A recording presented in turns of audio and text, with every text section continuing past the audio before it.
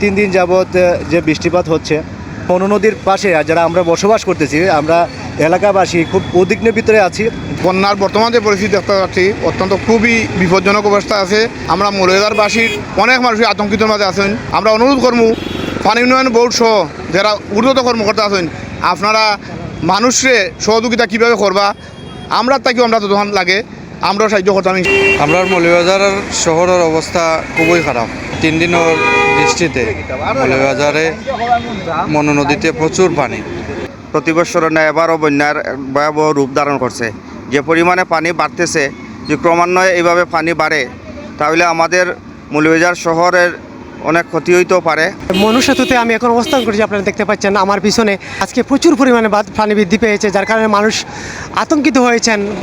মৌলভীবাজার শহরের যারা অবস্থান করছেন, যারা বসবাস করছেন, যে সকল মানুষ তারা কিন্তু দাবি করেছেন, জোর দাবি করেছেন বাংলাদেশ পানি উন্নয়ন বোর্ড সংশ্লিষ্ট যারা আছেন জেলা প্রশাসক, তারা যেন দ্রুত একটা ব্যবস্থা নেন।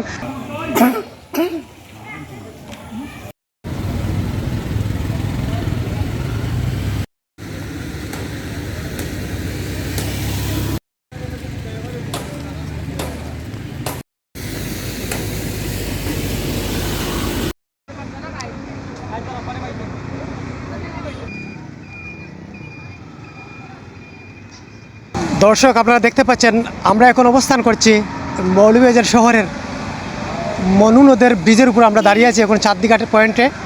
তো আপনারা দেখতে পাচ্ছেন এখানে হাজার হাজার মানুষ বলা যায়, যারা উৎসবমুখর মানুষ। এই যে বন্যার পানি বৃদ্ধি পাচ্ছে এটা দেখার জন্য মানুষ দিক বিদিক ছুটছেন, আতঙ্কিত রয়েছেন তারা, আপনারা দেখতে পাচ্ছেন। আমরা যদি একটু আপনাদের বলি, মৌলভীবাজার পানি উন্নয়ন বোর্ড কিন্তু বুধবার বিকাল 3টার বুলেটিন, সেই বুলেটিনকে তারা জানিয়েছেন আমাদের কুশিয়ারা নদীর শেরপুর পয়েন্টে আজকে বিপদসীমার 3 সেন্টিমিটার উপর দিয়ে পানি প্রবাহিত হচ্ছে।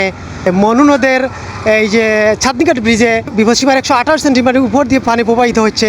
দোলাই নদে বিপদসীমার 5 সেন্টিমিটার উপর দিয়ে পানি প্রবাহিত হচ্ছে। জুরি নদে বিপদসীমার 177 সেন্টিমিটার উপর দিয়ে পানি প্রবাহিত হচ্ছে।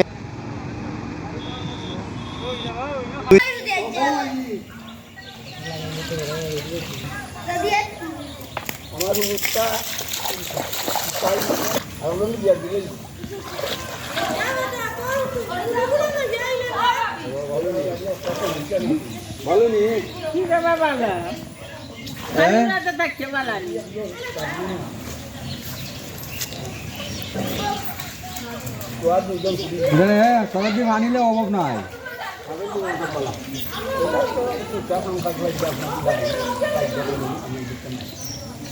এখন তো